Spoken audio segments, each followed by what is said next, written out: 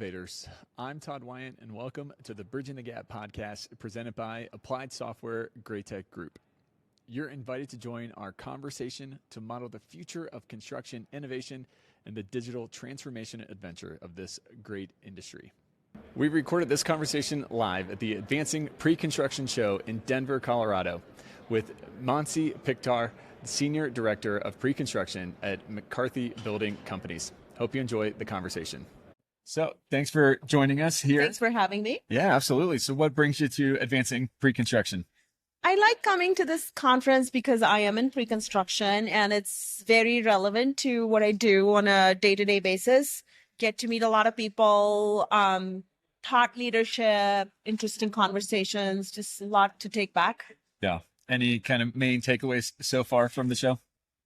There was a lot to choose from.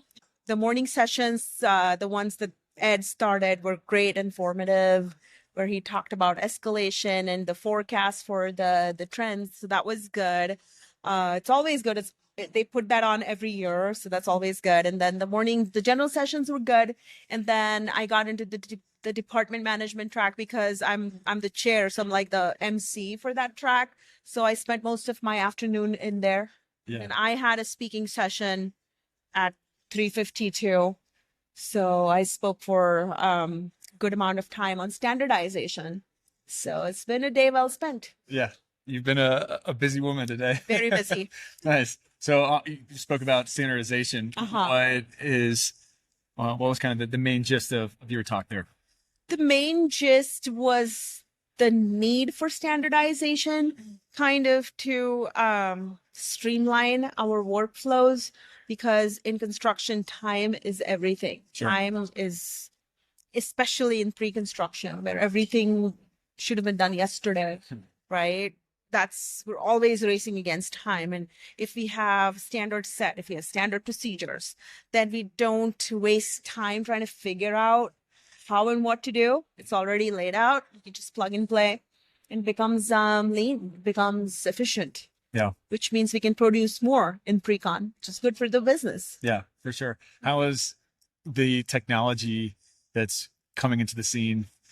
New technology comes up. Honestly, it's hard for me to keep up with that technology. Yeah. There's just a lot coming down the pipe with, how AI is being integrated into the technology that we already use. Sure. So there's new modules that are being released with companies like Join and Procore, where they're bringing in the AI component to what you already have. So that was great to kind of see. I'm not fully sure yet on how to use it or where it's going.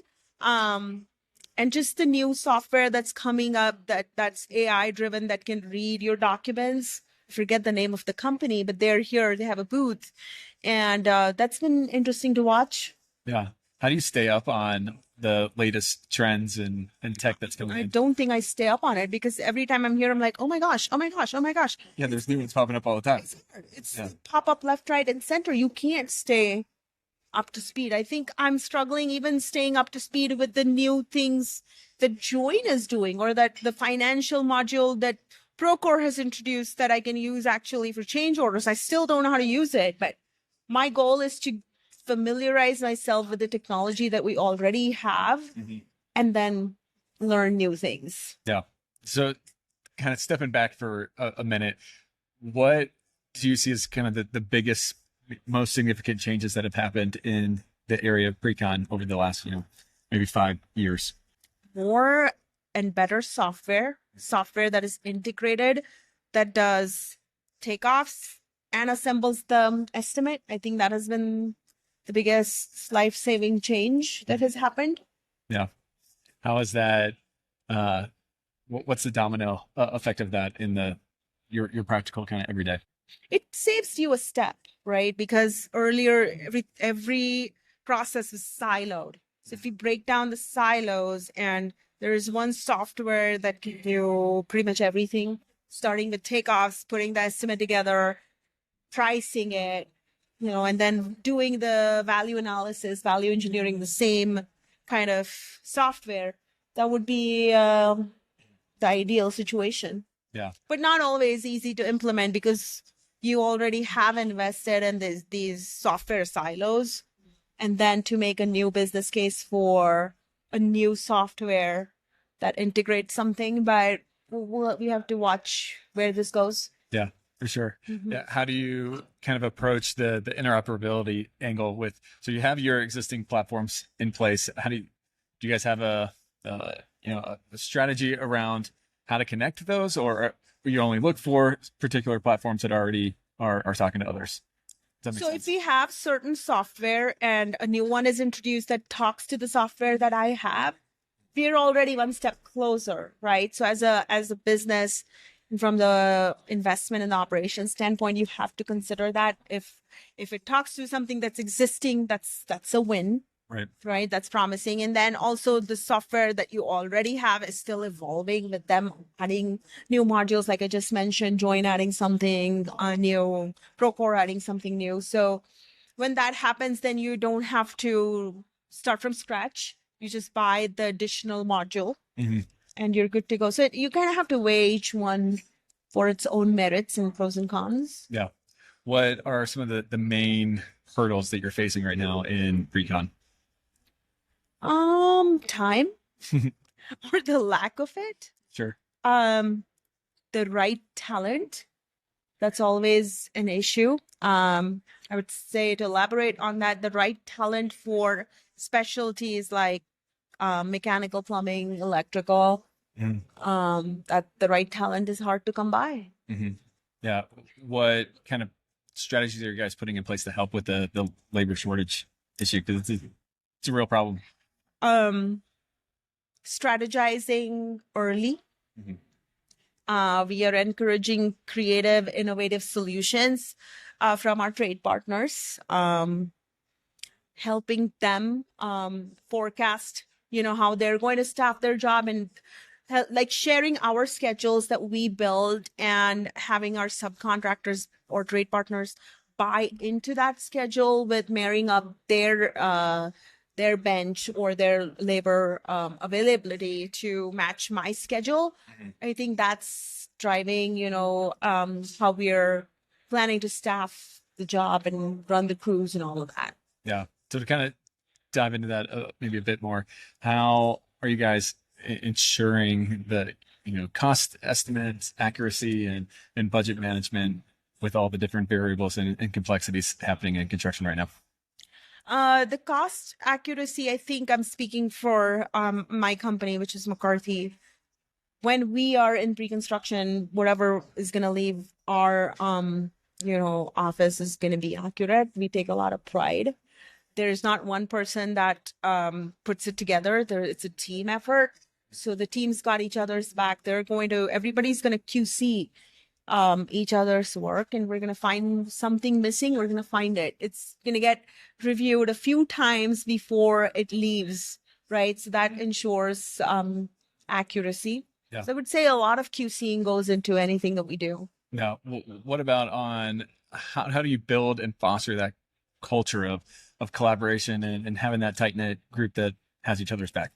Acknowledging your mistakes. That's a good one. It's a big one. It's a hard one. Because if you as the leader are the first one to acknowledge your mistakes, that allows your team to have the confidence to fail.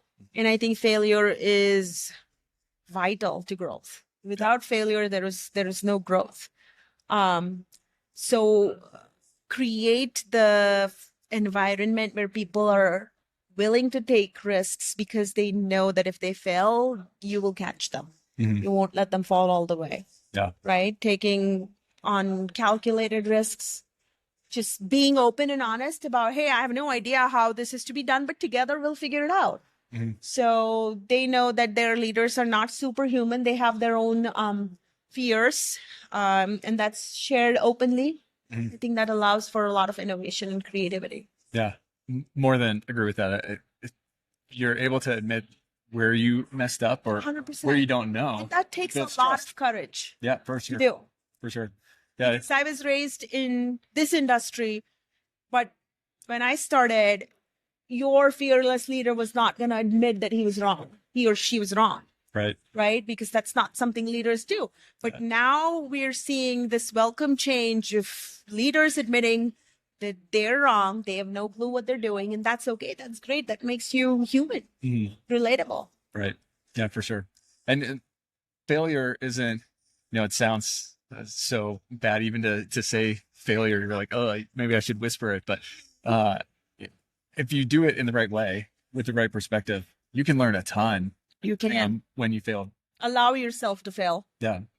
Fail quickly and learn quickly. And don't repeat the same mistake. No. Learn from your failures. Like if you've done something, let's say, not to the expectation, don't repeat the same mistake again. Right. Make another mistake. Make a different one. Yeah. Don't make the same one. For sure. So be smart with that. Yeah. I like it. Be smart with your failures. Yeah. I like it. Yeah. So one of the things that I think is really cool about Precon, you guys help kind of see the future and then mitigate risk. How do you all go about helping to shore up, being able to kind of find what the unknowns are and then shore those up to kind of think about them? And I think you're talking about escalation, which I should have probably hit on when you asked me what are the challenges that I'm seeing right now. So I should have said time, talent, and escalation. So we have to be good planners in order for our budgets and our numbers to be accurate. So we have to constantly communicate with our trade partners, get their input on where they're seeing the market going, and adjust the numbers accordingly. But it takes a lot. It takes an entire village to collaborate on that escalation piece that's going to drive where it's going. Yeah. So we're at Advancing Precon here. What is going to be the main topic of conversation next year? I think we'll still be talking about escalation, but I think we'll also be talking about labor or the lack of it, because I'm not seeing this huge surge of young people entering the trades still. So I think we'll still have labor shortages, but maybe AI will provide a solution to overcoming labor shortage. Who knows? Yeah. Anything can happen with AI. That's the goal for it, right? Yeah. It's to become more efficient for it, for sure. Do you see any answers to helping solve and bring people into construction and making construction cool again? I think it has to be done on a granular basis. And we, at McCarthy, we're trying to do it using different avenues. We have mentors that go to ACE and spend time there to encourage high school students enter the industry. Yeah. We also have another resource group called Partnership for Women, where we do something that is called STEM Builders. It encourages high schoolers, especially the female population, to explore a career in construction. So we spend a whole day with different schools participating, that they send their students, and we do hands-on activities like building a circuit or pouring concrete into, like, making a picture frame with concrete, just to get their interest peaked. Yeah. Introduce them to what is this all about? Yeah. And I think that's great. I think the hands-on experience and just the exposure to it goes a long way. Yeah. Because there's a lot of kind of misconception of what actually happens in construction. So definitely. Yeah, that's awesome. Well, what advice would you give somebody that's maybe looking or thinking about coming into construction as a career? There's a lot of opportunity in construction, and it's way cooler than you think. But I would say come to construction if you have the passion for it, because if you like what you do, it's not work anymore. So definitely come if you have the passion for it. Yeah. And don't be afraid to work hard or to fail. Yeah, I like it. So as we kind of start wrapping up, a couple rapid fire questions for you. The phrase modeling the future, what does that bring up in your mind? More 3D models for all of my building types. Yeah, nice. What about innovation? What does innovation mean to you? Innovative technology that integrates everything I do. Okay, nice. Interoperability side of things. I like it. How do people connect with you and find out more information? I can be reached on LinkedIn. I'm quite active. Send me a message. Nice. Perfect. I love LinkedIn. Last question. If I could give you all construction power you could snap your fingers and innovate one thing, what would you pick to innovate? I would break down all the silos. I would completely revamp and redo. I would mix, like, I would have operations people go to pre-con go to operations, and live in each other's shoes for a little bit. Yeah. I think that would take a magic wand to do. It's nothing short of magic. Otherwise, it's not going to happen. Right. Yeah. You're unraveling a lot of pre-existing mindsets and cultural aspects of it with that. For sure need it. Down with silos is always a good thing. So yeah.